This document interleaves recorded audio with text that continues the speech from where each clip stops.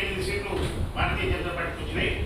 అదే రకంగా cantonment MLA సీట్లు కూడా మేము సాధించామని చెప్పేసి చెప్తూ బీజేపీ పార్టీ పూర్తిగా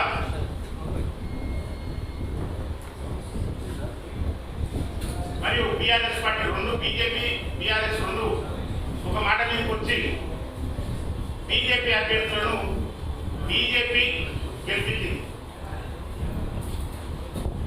దాదాపుగా 7 బీజేపీ గెలిచిన 7 స్థానాల్లో టీఆర్ఎస్ కు సంబంధించుకున్న ఎంపీలకు డిపాజిట్ కూడా కలెక్ట్. అయితే దీని గురించి చెప్తూ చాలా స్థానాల్లో ఈ రకంగా జరిగిందని చెప్పేసి మా ముఖ్యమంత్రి గారు చెప్తే దీనికి రోజు పొడుచుకొని వచ్చిన మెదక్ మన ఎమ్మెల్యే ఎంపీగా గెలిచిన రఘునందరావు కళ్ళు తాగిన కొద్దిలాగా చిన్నగా ఉండడం మొదలుపెట్టాడు.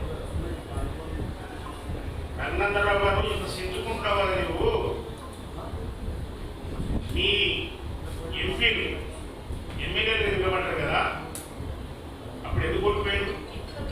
బాగా బలవంతుడు కదా, భారతీయ జనతా పార్టీ బాగా బలిసింది కదా, బాగా బలం ఉంది కదా, మరి ఎమ్మెల్యేగా మీరు ఎందుకు ఓడిపోయారు?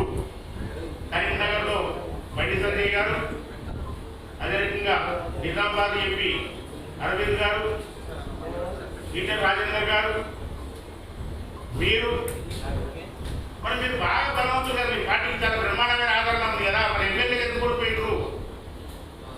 ఎందుకు ఓడిపోయారంటే మీ పార్టీకి బలహీనంగా ఉంది, మీ పార్టీ లేదు ఇక్కడ. ఎందుకంటూ సాక్షాత్తు నేను కూడా ఎమ్మెల్యే నిలబడ్డా కదా, నేను కూడా ఎమ్మెల్యే నిలబడ్డాను కదా బీజేపీ నుంచి. ఇప్పుడు పార్లమెంట్ ఎన్నికలలో టీఆర్ఎస్ పార్టీ కేసీఆర్ గారు తన కూతుర్ని బెయిల్ తెచ్చుకోవాలని, జైల్లో మగ్గిన తన కూతుర్ని కాపాడుకోవాలని మీకు అవుట్ అండ్ రైట్ గా చివరి 3 రోజులలో నిర్ణయం తీసుకుని మీ ఏజెంటే బీఆర్ఎస్ పార్టీకి సంబంధించిన ఏజెంటే బయటకు వచ్చి బీజేపీకి ఓటేయండి అని చెప్పేసి మొత్తం బూతులలో తిరిగి చెప్పింది. అట్లా మీరు గెలిచిండు. మీరేదో పెద్దగా మేడం మాకు బ్రహ్మాండంగా ఉంది, భారతీయ జనతా పార్టీ రేపు అధికారంలోకి వస్తున్నామని చెప్పేసి అనుకున్నంత సినిమా లేదు మీకు ఇక్కడ. నీవు రేవంత్ రెడ్డి గారిని పట్టుకొని నీవు మహబూబ్ నగర్ ఎమ్మెల్సీలో ఓడిపోయినావు, మేనేజ్మెంట్ చేసుకోలేదు నీవు. మా రేవంత్ రెడ్డి గారు కొంచెం తెలుసా నీకు? అసలు ఇండిపెండెంట్ గా జెడ్పీటీసీ గెలిచినోడు, ఇండిపెండెంట్ గా ఎమ్మెల్సీ గెలిచినోడు, అలాంటి వ్యక్తికి రాజకీయాలు నేర్పిస్తావు. మేము మీలాగా బ్రోకర్ రాజకీయాలు చేయం, కొనుగోలు రాజకీయాలు చేయం. మేము మీరు రాష్ట్రాలలో ఎమ్మెల్యేలు కొనుగోలు చేసి ప్రభుత్వాన్ని పడగొట్టిండ్రు మీరు. అది మీ నీచ రాజకీయ సంస్కృతి. మాకు లేదట్లా. మొన్న మహబూబ్ నగర్ ఎమ్మెల్సీ గెలిచిందంటే వాళ్ళు టీఆర్ఎస్ అధికారంలో ఉన్నప్పుడు గెలిచిన ఎంపీటీసీలు జెడ్పీటీసీలు కౌన్సిలర్లు వాళ్ళ ఓటు బ్యాంక్ అట్టే ఉన్నది, వాళ్ళు గెలిచిండ్రు. అంతేగాని అది మా ఓటమి మీద మేనేజ్మెంట్ చేసుకోలేకపోయినావు.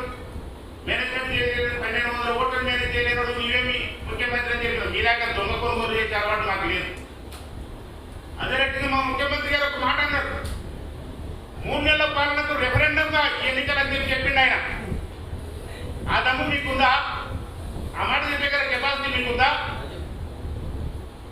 ఎమ్మెల్యేలో మీ బలం ఎంత, ఎంపీలలో మీ బలం ఎంత? మీకు పూర్తిగా టీఆర్ఎస్ పార్టీ పూర్తిగా సహకరించింది కనుకనే మీరు గెలిచిండ్రు. ఇది కుండబద్దలు కొట్టినట్టు చెప్తున్నా నేను. మీరు పోయినసారి 2019లో ఎన్నికల సమయంలో మీ బీజేపీ ఓట్లు ఎన్ని నాకు తెలుసుకున్న బహిరంగ చర్చ. అంబేద్కర్ విగ్రహం కట్టుకొస్తావా లేకపోతే నామకరణ స్థూపం కట్టుకొస్తావా? పోయినసారి 2019లో ఇదే పార్లమెంటు స్థానాలలో బీజేపీకి వచ్చిన ఓట్లన్నీ ఇప్పుడు వచ్చిన ఓట్లు